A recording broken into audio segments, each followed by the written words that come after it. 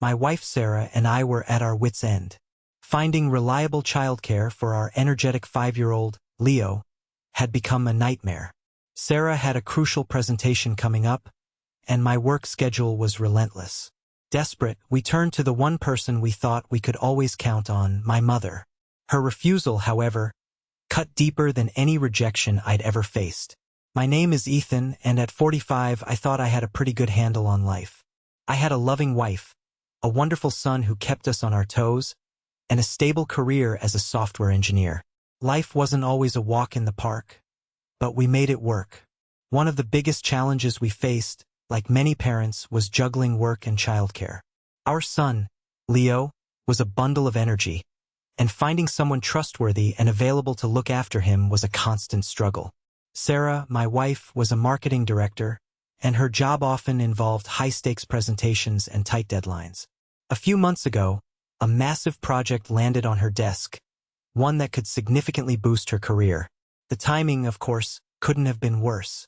Around the same time, my company was going through a major system overhaul, which meant longer hours and increased pressure for me. We were stretched thin, trying to manage everything, and Leo, bless his heart, was picking up on our stress. We had tried everything: daycare, part-time nannies, even asking friends for occasional help. But nothing seemed to be a long-term solution. That's when we decided to approach my mother, Eleanor. She was retired and lived relatively close by, and while she wasn't always the most hands-on grandmother, we had hoped she would be willing to help us out during this particularly demanding period. I remember the conversation vividly. It was a Sunday afternoon, and we had driven over to her place for what I thought would be a simple request. We sat in her sunroom, the scent of her blooming orchids filling the air. Sarah and I explained our situation, emphasizing how crucial this project was for her and how overwhelmed I was at work. We weren't asking for full-time care, just a few days a week, maybe even just for a few weeks until Sarah's presentation was over.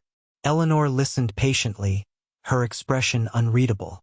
When we finished, she took a slow sip of her tea, then placed the cup back on the saucer with a delicate clink. "Ethan, you know I love Leo," she began, her voice soft. "But my health hasn't been the best lately." I frowned. "Mom, you seemed fine last week when we had dinner." "Oh, you know how it is." She waved a dismissive hand. "Some days are better than others. Looking after a child, especially one as active as Leo, is quite demanding. I just don't think I have the energy for it right now." Sarah and I exchanged a look. We knew my mother enjoyed her quiet life, her book club meetings, and her leisurely afternoons in the garden. While she wasn't exactly frail, she definitely preferred a calm and predictable routine. Still, her refusal stung more than I expected. "We wouldn't expect you to do everything, Mom," Sarah interjected gently. "Just a few hours here, and there would make a huge difference." Eleanor sighed, a theatrical sound that always made me feel like I was burdening her. "It's not just the energy, dear. My back has been acting up, and lifting Leo could really aggravate it." I wanted to point out that she had recently carried several heavy bags of soil for her new rose bushes, but I held my tongue. It felt like she was making excuses, and a wave of disappointment washed over me. "So, you really can't help us at all?" I asked, trying to keep the frustration out of my voice. She reached out and patted my hand. "I'm so sorry, sweetheart. If I could, I would. But right now, it's just not feasible." We left her house feeling defeated. Sarah tried to be optimistic, suggesting we look into other options, but I couldn't shake the feeling of being let down. It wasn't just about the childcare. It was about the principle of it.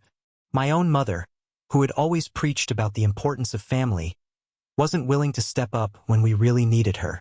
Over the next few weeks, the stress levels in our household reached an all-time high. Sarah was working late nights, and I was constantly juggling my demanding job with picking up and dropping off Leo at his temporary daycare, which wasn't ideal and was costing us a fortune. We were both exhausted and short-tempered, and the strain was starting to show in our relationship. One evening, after a particularly grueling day, I was scrolling through social media when I saw a post from my cousin, Emily. She had shared a series of photos from a family gathering at my Aunt Carol's house. And there, in one of the pictures, was my mother, Eleanor, looking perfectly healthy and energetic, surrounded by my nieces and nephews. She was laughing, playing games with them, and even chasing them around the backyard. A cold fury washed over me. So, she didn't have the energy to watch her own grandson, but she was perfectly capable of spending an entire afternoon running after my sister's kids? The hypocrisy was staggering. I showed the picture to Sarah, and she was just as stunned. "I don't understand," she said, her voice laced with disbelief. "Why would she lie to us?" I didn't have an answer, but the image of my mother, seemingly in perfect health and enjoying the company of my sister's children, gnawed at me. It felt like a deliberate snub, a clear message that Leo, our son, wasn't as important as her other grandchildren. The next day, I decided to confront her. I called her, trying to keep my tone neutral. "Mom, I saw the pictures from Aunt Carol's. You looked like you were having a lot of fun." There was a brief pause on the other end of the line. "Oh, yes, it was a lovely day. You also looked very energetic," I continued, pressing the issue. "Playing with the kids, running around. You didn't seem to have any back problems or lack of energy." Her tone shifted, becoming defensive. "Well, those pictures don't tell the whole story, Ethan. I was tired afterwards, believe me. But you told us you couldn't watch Leo for even a few hours because of your health," I pointed out, my voice rising slightly. "Yet you spent an entire day with my sister's children. Can you explain that to me?" Silence. Then, she sighed dramatically again. "It's different, Ethan. Lisa needs the help. She's a single mother, and those kids keep her on her toes. I just feel like I need to be there for her." "And what about us, Mom?" I asked, the hurt in my voice evident. "Don't we need your help? Sarah has this huge project, and I'm swamped at work. Aren't we your family too?" "Of course you are, sweetheart," she said, her voice dripping with false sweetness. "But Lisa's situation is just more pressing." That was it. That was the moment something inside me snapped. It wasn't just about the childcare anymore. It was about a lifetime of feeling like I was always second best to my sister, always the one who was expected to be independent and self-sufficient, while Lisa got all the attention and support. "So, let me get this straight," I said, my voice cold and steady. "You're telling me that my sister, who has never had any trouble asking you for anything, needs your help more than we do, even though we're struggling to balance our careers and raise your grandson? Don't put words in my mouth, Ethan," she retorted, her voice sharp. "No, Mom," I said. "I think you've made it pretty clear. You've always favored Lisa, and I've always just had to deal with it. But this time, it's affecting my family, my wife and my son. And I'm done." "Done with what?" she asked, a hint of fear creeping into her voice. "Done pretending that this is okay," I replied. "Done trying to please you. Done feeling like I'm not good enough." I could hear her starting to protest, but I cut her off. "You know what, Mom? If you can't be there for your own grandson when we really need you, then don't expect us to be there for you when you need us." There was a long silence. Then, she said, her voice trembling slightly, "What are you saying, Ethan?" I took a deep breath. "I'm saying that if you can't be bothered to help us now, then don't expect me to be at your funeral when that day comes." The line went dead. I hung up the phone, my hand shaking. Part of me felt a pang of guilt for what I had said, but another part felt a sense of liberation. I had finally said what I had been feeling for years. The ball was in her court now. I had no idea what the consequences would be, but I knew I couldn't continue to let her prioritize my sister over my own family. This had to change one way or another. The silence that followed my pronouncement hung heavy in the air, even though the phone line was dead. For a moment, I just stared at the receiver, wondering if I had gone too far. Had I really just said that to my own mother? A wave of conflicting emotions washed over me. Anger, regret, and a strange sense of finality. My phone rang a few minutes later. It was my sister, Lisa. I hesitated before answering, bracing myself for the inevitable onslaught. "Ethan, what the hell did you say to Mom?" she demanded, her voice shrill. "She's absolutely beside herself." "I told her the truth, Lisa," I replied, trying to remain calm. "She refused to help us with Leo, but she's perfectly happy to look after your kids. I just pointed out the hypocrisy. Oh, here we go again with the mom favors Lisa routine, she scoffed. Can't you ever just get over that? Mom helps me because I actually need it. I'm a single parent, you know? And Sarah and I don't need help? I retorted, my patience wearing thin. We're both working our tails off trying to provide for our son. A little support from her own mother wouldn't exactly be asking for the moon. Well, maybe if you two weren't so obsessed with your careers, she began, but I cut her off. This isn't about our careers, Lisa. It's about family. It's about being there for each other when it matters. And Mom clearly has her priorities straight, and we're not on that list. You're being ridiculous, she insisted. Mom loves you. She just has a lot on her plate. Apparently, not too much to handle your 3 kids for an entire day. I shot back. Look, Lisa, I'm not going to argue with you about this. I've said what I needed to say to Mom. If she chooses to take offense, that's her prerogative. Offense? Ethan, you told her you wouldn't go to her funeral. That's beyond offensive. That's just cruel.